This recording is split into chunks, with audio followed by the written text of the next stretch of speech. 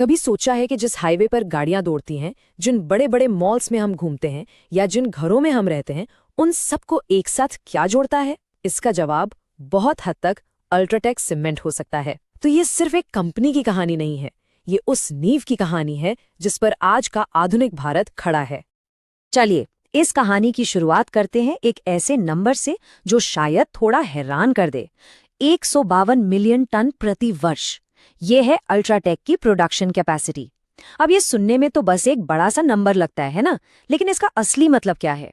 इसका मतलब ये है कि जितना सीमेंट पूरा अमेरिका मतलब सारी कंपनियां मिलाकर एक साल में बनाती हैं, उससे ज्यादा सीमेंट भारत की ये अकेली कंपनी बनाती है। जी हाँ, बिल्कुल सही सुना। एक इंडियन कंपनी जो पूरी अमेरिकन सीमेंट इंडस्ट्री से भी बड़ी है। वाकई कमाल है।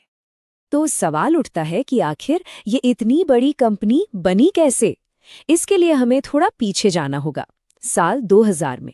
उस समय आदित्य बिरला ग्रुप की ग्रासिम इंडस्ट्रीज सीमेंट मार्केट में तीसरे नंबर पर थी, लेकिन उनकी नजरें थीं टॉप पर। उस दौर में भारत की number 1 cement company L&T cement अपना सीमेंट का कारोबार बेचना चाहती थी, और ग्रासिम ने इस मौके को एक शिकारी की तरह देखा और झपट लिया। उन्होंने बहुत धीरे धीरे लेकिन बड़े रणनीतिक तरीके से पहले 15%, फिर 30% और आखिरकार 2003 तक 51% हिस्सेदारी खरीदकर L&T सीमेंट पर पूरा कंट्रोल कर लिया। और फिर साल 2004 में एक नए बादशाह का जन्म हुआ, अल्ट्राटेक सीमेंट। तो अल्ट्राटेक नाम तो नया था, लेकिन उनका मकसद बिल्कुल साफ था, इंडियन सीमेंट मार्केट पर राज करना। शुरुआत हुई 30 मिलियन टन प्रति वर्ष की कैपेसिटी के साथ। लेकिन देखिए, राह इतनी आसान भी नहीं थी। ACC और अंबुजा जैसे पुराने दिग्गज पहले से ही बाजार में अपनी मजबूत पकड़ बनाए हुए थे। अल्ट्राटेक ने कोई जल्दबाजी नहीं की, बल्कि चुपचाप अपनी ताकत बढ़ाने पर फोकस किया। उनकी स्ट्रैटेजी दो तरफा थी। एक तरफ तो नई फैक्ट्रियां लगाओ और दूसरी तरफ स्टार सीमेंट जैसे छोटे ब्रांड्स को खरीद लो। और नतीजा 2010 आते आते उन्होंने अपनी कैपेसिटी को लगभग दोगुना कर लिया, 52 मिलियन टन प्रति वर्ष। ये ग्रोथ बहुत अच्छी थी, पर इसमें एक दिक्कत थी। अल्ट्राटेक का दबदबा ज्यादातर नॉर्थ और सेंट्रल इंडिया तक ही था, और अगर देश का असली बादशाह बनना है तो फिर पूरे भारत पर अपनी छाप छोड़नी ही पड़ेगी। और बस यहीं से शुरू हुआ पूरे भारत में फैलने का असली खेल। एक के बाद एक रणनीतिक चालें चली गईं। 2013 में गुजरात में जेपी ग्रुप की सीमेंट यूनिट खरीदी, 2017 में जेपी एसोसिएट्स के प्लांट्स अपने नाम किए, और फिर सेंचुरी टेक्सटाइल्स का सीमेंट बिजनेस भी। हर एक डील के साथ अल्ट्राटेक का साम्राज्य बड़ा और बड़ा होता गया। हर डील के साथ अल्ट्राटेक पश्चिम, पूरब और देश के हर कोने में अपनी जड़ें मजबूत करता गया। और फिर आया साल 2019।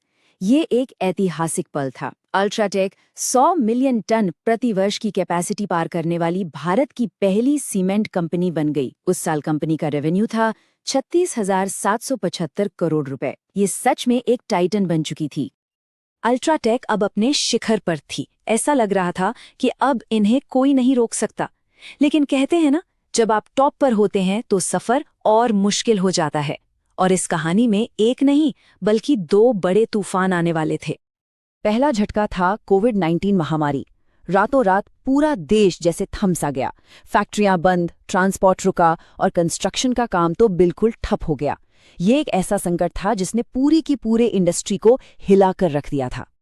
लेकिन महामारी की इस लहर के ठीक नीचे मार्केट में एक और भी बड़ा तूफान अपनी जगह बना रहा था। एक ऐसा तूफान जो इंडियन सीमेंट इंडस्ट्री के सारे समीकरण हमेशा के लिए बदलने वाला था। और ये था दूसरा झटका। साल 2022 में अडानी ग्रुप ने एक ही झटके में 5,20,000 करोड़ रुपए की एक मेगा डील में अंबुजा और ACC सीमेंट्स को खरीदकर सीमेंट इंडस्ट्री में एक धमाकेदार एंट्री मारी। मतलब रातों रात 85 मिलियन टन प्रति वर्ष की कैपेसिटी के साथ एक नया महाबली मैदान में उतर चुका था। अब बाजार एक युद्ध का मैदान बन चुका था। एक तरफ था पुराना बादशाह अल्ट्राटेक, और दूसरी तरफ था एक नया और बहुत महत्वाकांक्षी चैलेंजर अडानी। ये लड़ाई सिर्फ सीमेंट की नहीं थी, ये जंग थी भारत के भविष्य के निर्माण पर कंट्रोल करने की। और इस जंग में दांव पर बहुत कुछ लगा था। अल्ट्राटेक को मौजूदा कैपेसिटी है 152 मिलियन टन, जबकि अडानी ग्रुप का टारगेट है 2028 तक 140 मिलियन टन तक पहुंचना। मतलब मुकाबला इतना कड़ा था कि जरा सी भी गलती की कोई गुंजाइश नहीं थी। तो जब एक चैंपियन को चुनौती मिलती है तो वो क्या करता है? वो और भी मजबूती से जवाब देता है। अल्ट्राटेक ने बिल्कुल यही किया। उन्होंने दक्षिण भारत में अपनी पकड़ मजबूत करने के लिए तमिलनाडु में एक नई फैक्ट्री खोली, कुछ और रणनीतिक अधिग्रहण किए और अपनी टोटल कैपेसिटी को 152 मिलियन टन के विशाल स्तर पर पहुंचाकर ये साफ कर दिया कि बादशाह अभी भी सिंहासन पर ही है। आज अल्ट्राटेक का स्केल इतना विशाल है कि ये यूरोप के 20 देशों के कुल सीमेंट प्रोडक्शन से भी ज्यादा है। ये सिर्फ भारत की सबसे बड़ी सीमेंट कंपनी नहीं है, ये एक ग्लोबल पावर बन चुकी है जिसने दुनिया के नक्शे पर अपनी एक अलग पहचान बनाई है। तो आखिर में ये कहानी सिर्फ टन और नंबरों की नहीं रह जाती। ये कहानी है उन लाखों घरों, पुलों और इमारतों की जो अल्ट्राटेक के सीमेंट से बने हैं। उन्होंने सिर्फ कंक्रीट के स्ट्रक्चर नहीं बनाए, उन्होंने लोगों का भरोसा बनाया है, और शायद यही उनकी कामयाबी की असली नींव है। तो ये थी अल्ट्राटेक सीमेंट की कहानी, एक इंडियन चैंपियन की गाथा। लेकिन सीमेंट का ये महायुद्ध अभी खत्म नहीं हुआ है। असली सवाल तो ये है कि जब नए भारत की अगली पीढ़ी की नींव रखी जाएगी तो उस पर किसका नाम लिखा होगा, अल्ट्राटेक का या अडानी का? ये एक ऐसी लड़ाई है जिसे हम सब देखेंगे।